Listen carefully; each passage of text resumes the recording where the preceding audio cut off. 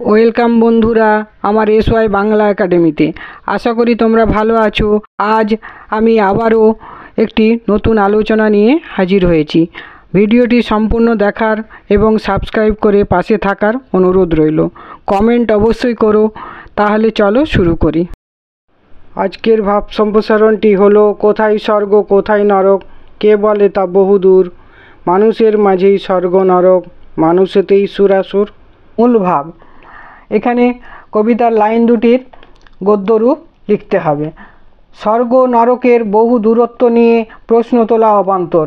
স্বর্গ নরকের অবস্থান মানুষের মধ্যেই।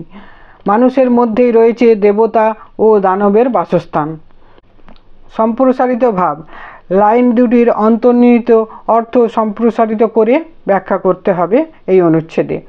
মানুষের সাধারণ ধারণা এই যে সুখ দুঃখ, হতাশা নিরাশা, জ্বালা যন্ত্রণাময় এই পৃথিবীর বহু ঊর্ধ্বে দেবদেবীর লীলাভূমি স্বর্গ।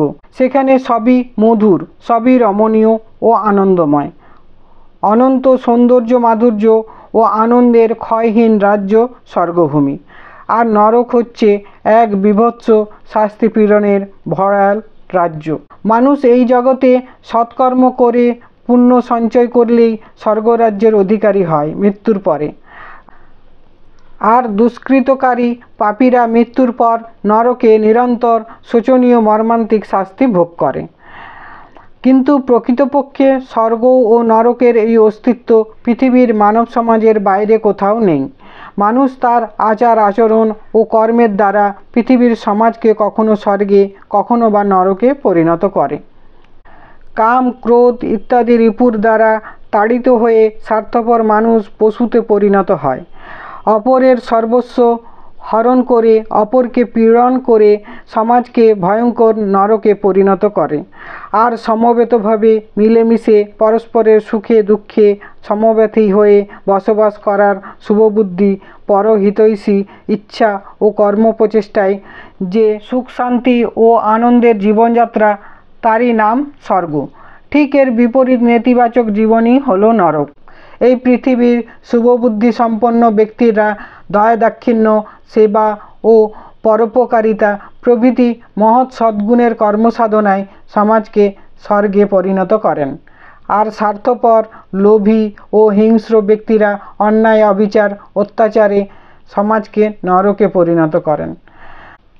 মন্তব্য, প্রকৃতপক্ষে স্বর্গ ও নরক মানুষের কল্পনায় সৃষ্টি। তা পৃথিবীর বাইরে কোথাও নেই, আছে মানুষের চিত্তে।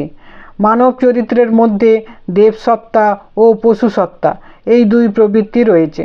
এরই ভিন্নতর নাম স্বর্গ ও নরক। আর এই স্বর্গ ও নরকের কল্পনা করা হয়েছে নরক যন্ত্রণার বিভীষিকার স্বরূপ তুলে ধরে মানুষকে পশুসত্তার প্রভাব থেকে মুক্ত করে দেবত্বভাবে উন্নীত করার জন্য। তাহলেই ধরণীর ধূলিতে জন্ম নেবে স্বর্গ।